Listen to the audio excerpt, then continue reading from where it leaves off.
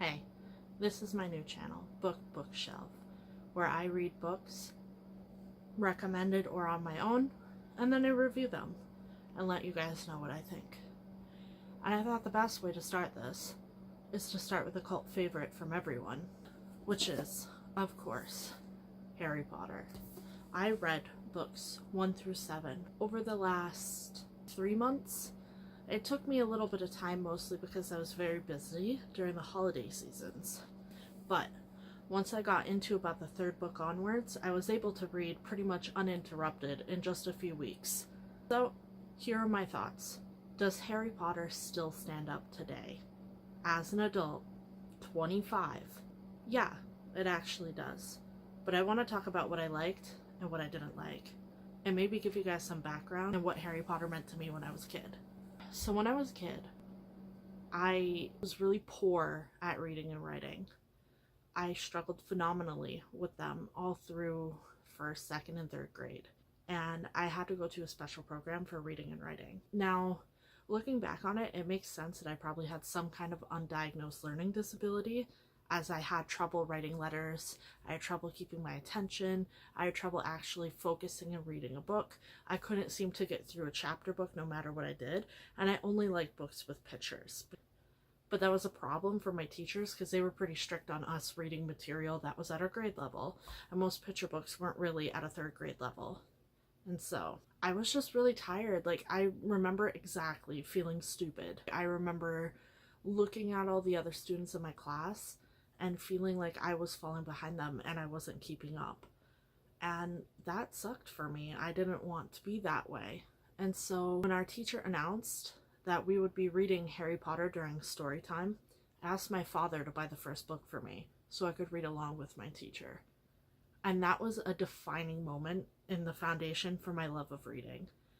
And so, as an adult, I didn't want to read Harry Potter after I read the 7th book when it came out in, I believe, 2007. I read at least every book 4 times except the last one. So why did I stop? I think I was afraid of letting it end. And so once I read the 7th one, I put it aside. I was like, no more. I've read it. And I didn't want to reflect on it being over, and so I just stopped reading, which is kind of counterintuitive because if I didn't want it to end, you'd think I'd just keep reading it over and over again. Apparently not.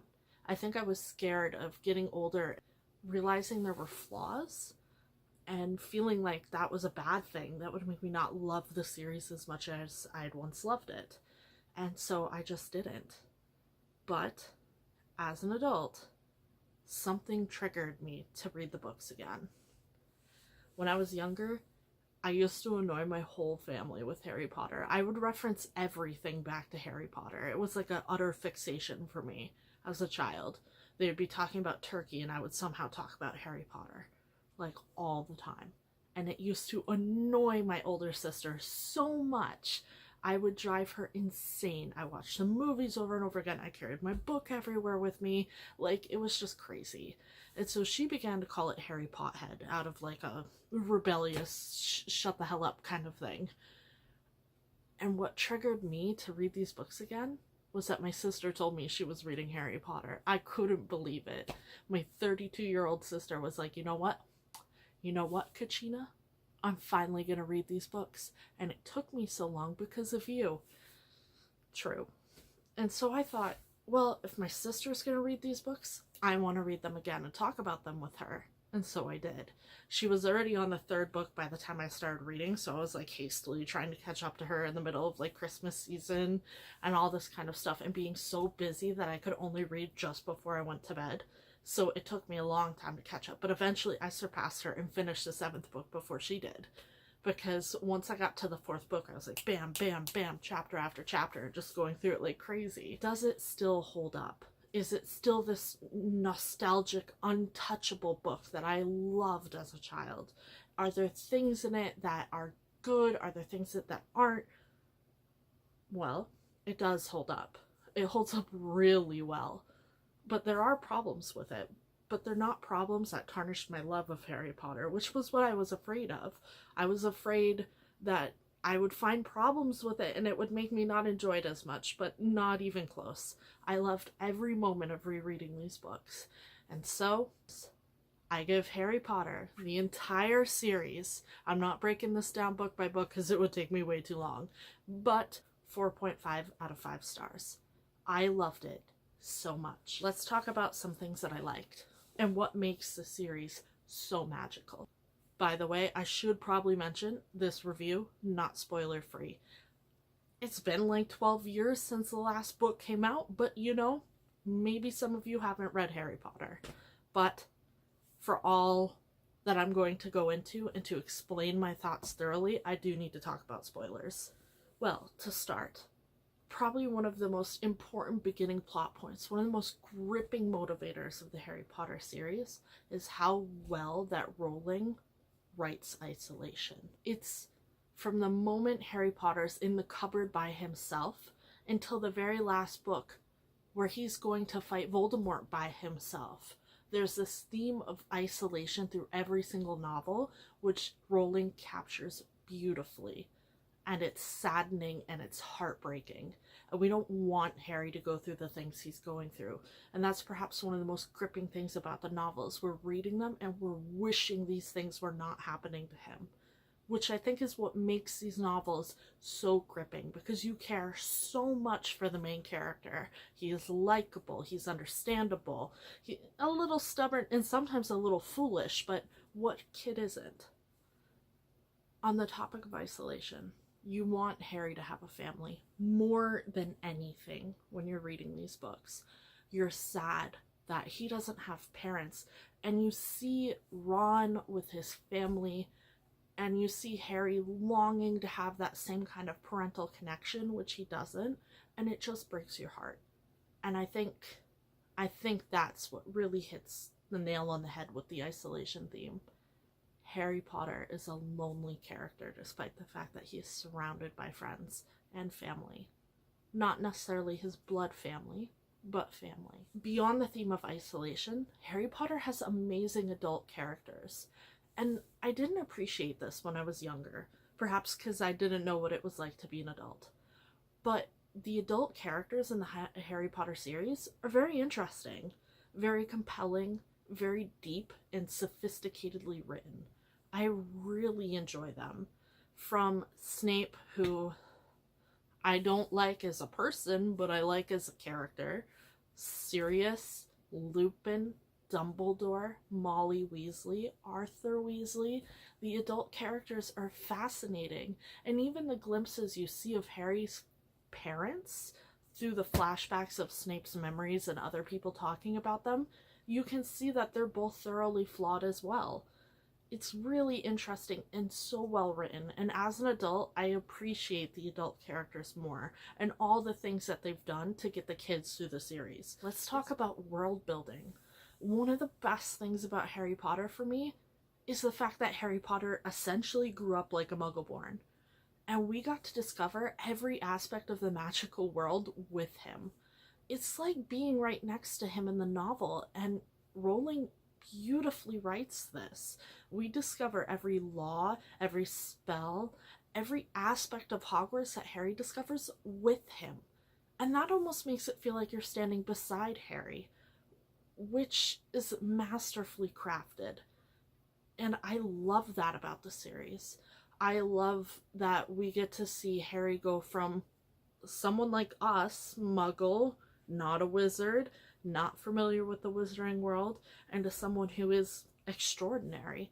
And that's just really cool to see because it makes you feel like you're a part of it. And that's great. Let's talk about genre blending. Now, these books, they're fantasy. They're children's fantasy books, and I would argue they go into more of a young adult fantasy. And Rowling blends mystery into the pages, like with The Goblet of Fire, the Half-Blood Prince, or like even pretty much every book has mystery blended into it. Harry trying to figure out some puzzle, something's going on Harry's trying to learn about. And I feel Rowling does this really well, where she just blends other genres from other books into her fantasy series. Romance, from the 5th book onward, we get to see Harry try to pursue relationships. We get to see him witness relationships. And I think that's really great in itself too, because it feels like we're growing up with him. We're maturing with him. Rowling does this great job of blending other genres into a fantasy setting, and I love that. Let's discuss relationship building. I know this is an unpopular opinion, but I love Ron and Hermione together as a couple, because Rowling spent books upon books upon books building their relationship, adding complexities, fleshing it out. She did great. And for some reason, people don't really appreciate that. They think that, like, Ron and Hermione are more of a temporary couple feel. They feel that it wasn't something that made sense. But I liked that we saw Ron growing as someone who saw Hermione as, like, one of the guys, one of his group, and began to see her for her femininity and charm, and struggled with taking her out of the friend element and thinking more of her. And likewise, we saw Hermione struggle with feeling like she was invisible as a girl compared to the others around them. It's just really great to see build up, and then by the end of it, Ron and Hermione understand each other very well, and it's really rewarding. Relationship building doesn't have to just be about romantic relationships. Let's talk about parental relationships. Let's talk about Sirius Black and Harry. We see it start out as him picturing Sirius as, like, this perfect heroic adult who helped his father through school, but really what we learn is that Sirius is kind of a temperamental child. And we see this relationship grow between them, where Harry sees him as, like, perfect, but as time goes on, he sees Sirius as miserable and unhappy, and he wants to break rules, and he sees the way Sirius treats him because Harry rejects him breaking rules. And it's really fascinating relationship dynamic between them as parental figure and child, because at times Harry has to act like the parental figure. Oh, Sirius, don't come to Hogwarts, and Sirius gripes about it. Like, it's great. Student-teacher relationships are really interesting. We see Harry develop a relationship with Dumbledore through, like, all the books, and Harry is just confronted with this big smack in the 7th book that he wasn't as close to Dumbledore as he thought. But then we need to think about the fact that Dumbledore was his teacher, and so the relationship they had was a relationship that was appropriate for a teacher and a student. Dumbledore didn't need to tell Harry every little dirty secret of his past. It wouldn't have been appropriate. He's a child and he's a teacher. But we see the complexity where Harry feels lied to, like Dumbledore was almost his family and Dumbledore didn't share those things, and Dumbledore was pressing this intense responsibility onto his shoulders but still treated him like a child. It's really interesting to see Harry's world shatter about Dumbledore and their relationship, and it's really great writing. The relationships between characters in these books is some of the strongest points of them. Now, like Harry Potter, riddled with complex characters. You guys already heard that I said I don't like Snape as a person, but I like him as a character. He's an example of a super complex character. He has what he knows is the right thing he should be doing, and he has his, like, petty desires, like failing Harry because Harry looked into his memory. So Harry was firmly in the wrong there. But then again, he was like a teenager, and Snape is an adult. So it's really interesting to see those kind of dynamics, and to understand that Snape is a very, very complicated character with complicated emotions. He wants to protect Harry because Harry's is Lily's son, the woman that he loved, but he doesn't want to protect Harry because he's too much like James. Like, it's just really great writing, even though Snape is a terrible person. Lupin, very interesting the way that werewolves are treated in the Harry Potter world. I think Lupin being a werewolf and the complications that he faces because he's a werewolf is interesting. We see him get fired. Well, not fired. He actually resigned before he could get fired. We see him rejecting Tonks because he feels like he's not good enough for her. Like, there's some really interesting character development there, but for me, it does peak off, and we'll talk about that when I get to things that I didn't like about the books. Dumbledore, super complicated character. Love it, love it, love it. I love that he's not this flawless, amazing professor wizard. Like, he's not Merlin. Like, I love that Dumbledore has complicated history and past that Harry finds out after Dumbledore is dead. And those secrets about his past, about his sister, about his brother, about how his mother died, it's all super fascinating. And seeing that Dumbledore had to struggle with wanting to be this bright person, wanting to live out what he felt was his destiny, but having like all this at home kind of drama, it's really fascinating to read about.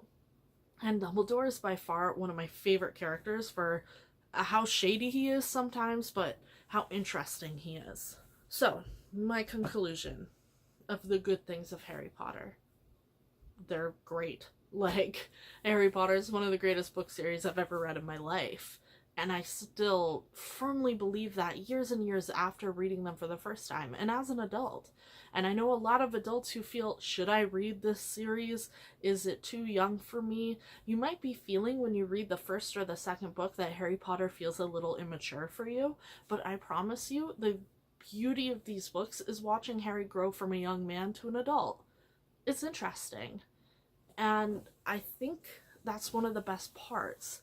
And so as an adult, this series, fully enjoyable. And I'm kind of nitpicky with my reading, like I really am.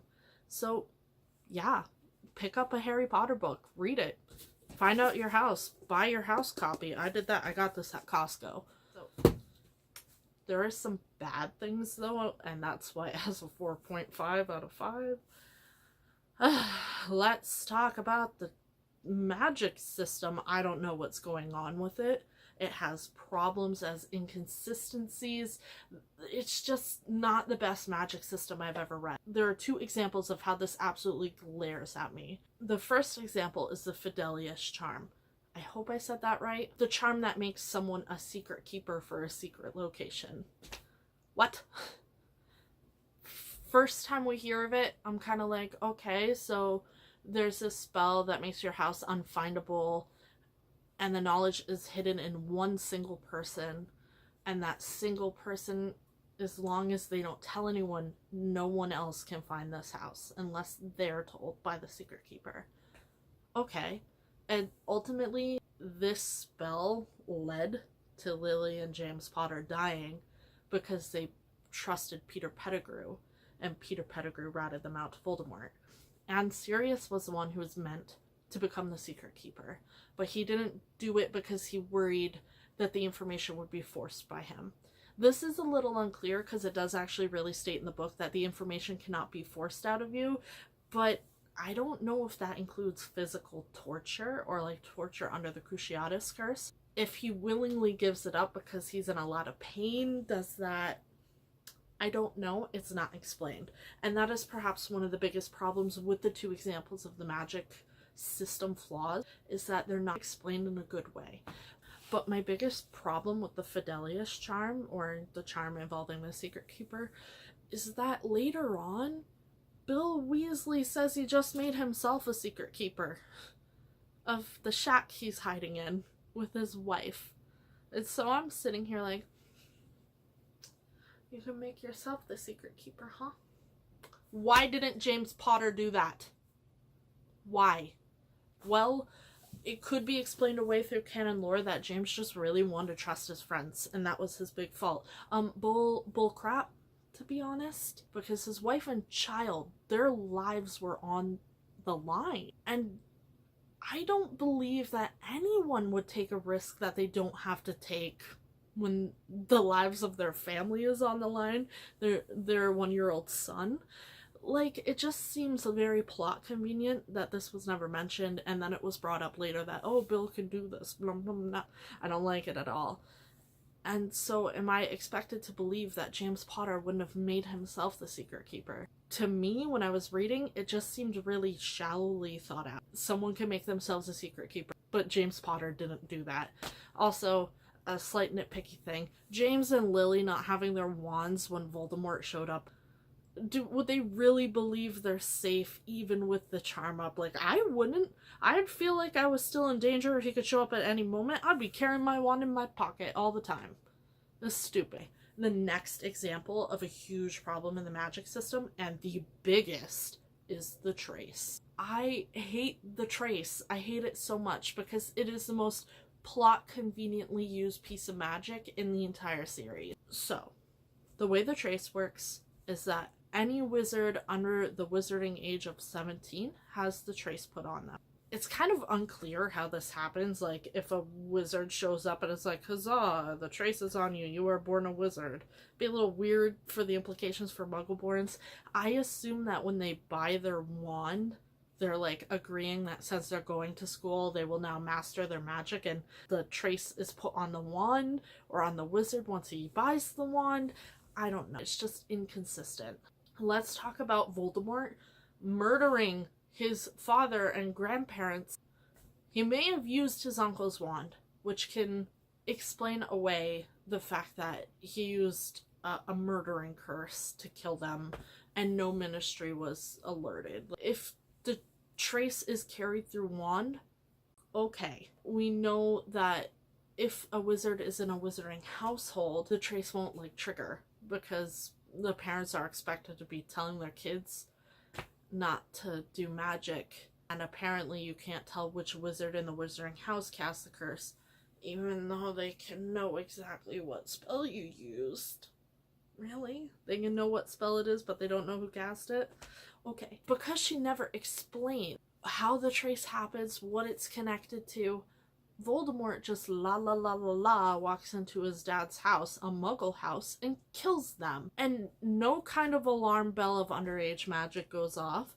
Nothing like that. And that could be explained as like corruption through the ministry or whatever. They just didn't care, or they thought it was like a false alarm of the trace. But I find this really cheap and not well explained or thought out. I think all of this could have been avoided if Rowling just simply said, this is how the trace works, this is how the trace does not work, this is what the trace prevents, and this is what the trace tells people. Then everything could be worked out, and she could even have all the plot events happen. Still, if the trace is connected to a wizard's wand, bam, Voldemort killed his father with his uncle's wand. But I still think if a murder happened, they'd investigate the spells that were used in the house or whatever, and be like, this spell was cast in this wizard's house, the one that modifies memories. Odd. Needs to be explained better. While I love relationship building, Harry and Ginny is a mess. There is no effort put into this couple. When we see how long Rowling crafted Ron and Hermione and put so much effort into it, Ginny and Harry feels really cheap in return. There's no time put into it. He kind of suddenly realizes he likes her when he smells flowers. Just feels not thought out. There's no time put into it. And I just feel when Rowling gives us Ron and Hermione and spends books dedicating to the buildup of this relationship, and then in the 6th book Harry is suddenly like, I like the way Ginny smells. Oh, cheap. I wish you'd done more effort. I don't have a problem with Harry and Ginny as a couple, but can you put more effort into it? Because making it happen that suddenly and like with no indications beforehand, kind of, At least with Cho, we see him blushing, we see him like, out of his comfort zone, we see him not knowing how to talk to her. With Ginny, he's like, flowers. Oh my god, what will Ron say? It feels bad. Now, earlier I mentioned that I like Lupin's characterization, but I don't actually like it in the Deathly Hallows. I don't like how snappy he is to just ditch Tonks after he marries her and gets her pregnant because he's scared of what that means. And while I'd be like okay with this development, I just feel like him being like, okay guys, what can I do? Let me go on an adventure with you. It just feels really sudden and it feels ham-fisted. And that's what I don't like the most about it. It feels really forced. I know this can be explained just as his character and what he was like, and Harry saw Lupin through a teenager's eyes and then realized what Lupin was more like as he became more of an adult. It wasn't my favorite. And now my biggest problem with Harry Potter. Let's talk about how badly Rowling writes deaths. I understand that Rowling felt like she needed to provide some kind of realism to her story. I understand she felt that the Battle of Hogwarts needed to have weight to it, that Voldemort needed to have weight and people needed to die. I'm all for that. The way she did it, bad. Most deaths get less than a paragraph. Some we don't get any details for, they're just suddenly dead. And I know the point is to make it so Harry realizes that casualty in war is a real thing, and it happens really suddenly, but it's not emotionally gripping. It's poorly written. And Fred's death, poorly written. The only gripping deaths in this series are Dumbledore, Dobby, and Snape. And I argue it's because these 3 deaths actually further the plot. And so that is a big problem for me, the way that she writes deaths. It's sudden, it feels cheap, it feels like there's no effort put into it, and I understand this was probably done for like impact value, but I felt like I've read some books which do death impact value a lot better. And like, yeah, I know I can't compare Rowling to GRRM, but I read that and then came back and read Harry Potter and realized how dissatisfying the deaths are. For me, that's the biggest slap to the face is Sirius, because there's no point. What does it do to further the plot? Do you really think Harry wouldn't have wanted to fight Voldemort if Sirius hadn't died? I actually think the problem with Sirius's death is not that he dies, it's when he dies. The end of the 5th book, it feels too soon, it feels cheap, and it just feels like Rowling is trying to take shots and make Harry isolated again. It feels like Rowling has this list of characters that need to die, and Sirius is one of them. And I know the whole point of Sirius's death is to show very sudden death to Harry, and how combat can lead to someone dying like that. But it's not emotionally gripping. It's not written in a way where it's expressly clear that he dies at first. He just falls through a veil. And we could see there's this moment of terror in his eyes before he goes through it, and like he knows what's gonna happen to himself. But it just feels unsatisfying, and not that death should be satisfying, but it feels unsatisfying as a reader. Like she just pulled the rug out from underneath us. Perhaps my biggest problem with Sirius's death is it doesn't carry the same weight that Dumbledore's does. Sirius is Harry's godfather, and the characters really don't spend too much time grieving him. But Dumbledore gets the end of the 6th book and the entire 7th book of grief. And perhaps that's why his death does feel meaningful and very sad. And when she wrote Dumbledore's death, it felt sad. When she wrote Snape's death, like trying to stop the blood from coming out of his neck and him desperately trying to speak, that was sad. It was gripping. He knew he was about to die. He knew he was gonna die when Voldemort started acting a bit shady. And it's really sad. But Sirius? Disappointing. Fred? Disappointing. Lupin Tonks? Disappointing. Dobby? So freaking disappointing, but he died a free elf who saved his friends. And at least that I can get behind. It was a meaningful death. And Harry took the time to mourn and bury him, and it just felt more involved. Where a lot of the deaths, death here, death there, throw away this, throw away that, like, that's what it feels like, that she made a list that's like, who am I gonna kill today? Very bad. So, despite the good and the bad, is Harry Potter worth reading? Yes. Even as an adult, pick it up, read that, read it to your kids, read it to yourself, take your kid's book and read it and laugh at them while you're reading it and they can't. I don't care. Just read Harry Potter. It's really good. I enjoyed it thoroughly as a 25-year-old. And I'll probably reread it again in like 5 years. I'm really happy I read it again. And I'm really happy my sister read it. And do you want to know what she said? 32 years old at the end of reading Harry Potter for the first time. She told me, I wish it wouldn't end. And I think that's how all of us feel when we read Harry Potter. Thanks, guys. Bye.